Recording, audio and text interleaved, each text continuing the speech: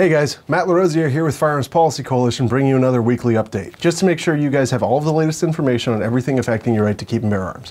We're going to have to keep the video a little bit short this week, but check out the written version, as always, posted on firearmspolicy.org. You can click on news. It's also posted on TTAG and other places where you can find a more detailed written report of everything we talk about here, plus other stories that we weren't able to cover. So without more, let's get into it.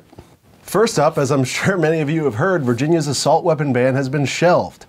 4 Democrats broke ranks with the party and sent the bill to the Crime Commission for further review. This means that it's basically off the table for this year. That said, there's still 7 pretty major gun control bills that are still being considered in the House. So this isn't a huge victory, and also it's just putting it off for a year.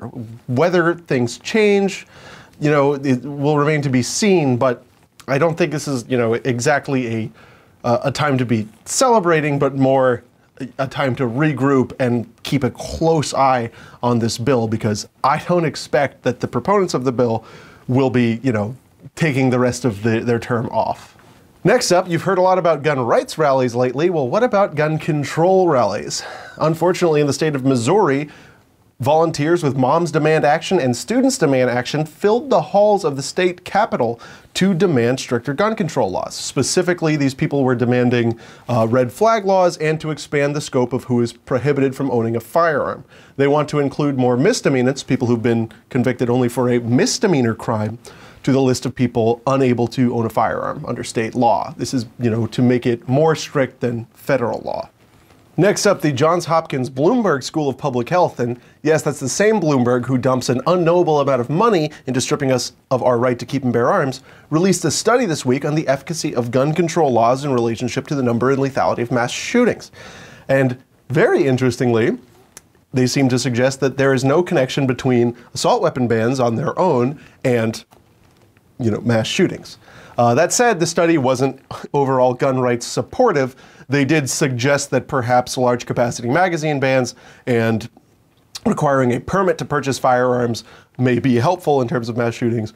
But all that said, these types of studies are kind of ridiculous. We've discussed in a policy paper on mass shootings, which you can view at firearmspolicy.org, click on the policy section, that the number of mass shootings is just incredibly low, and it's very difficult to study such small numbers when you're trying to extrapolate events and causality in a country of 300 million people.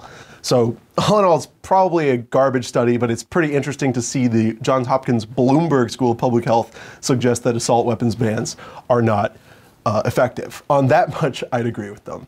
Anyway, guys, that's it for this week's video. Like I said, there's going to be a lot more that we weren't able to talk about in the video, so check that out on firearmspolicy.org. Click on the news section. You can also see it on TTAG and in other places that we posted out in your email blast, whatever, but the written version will have a lot more detail and a lot more stories, so check that out. And as always, keep your eyes on firearmspolicy.org, where we're keeping up the fight for all of your rights all the time. I've been Matt LaRosiere, and I'll see you real soon.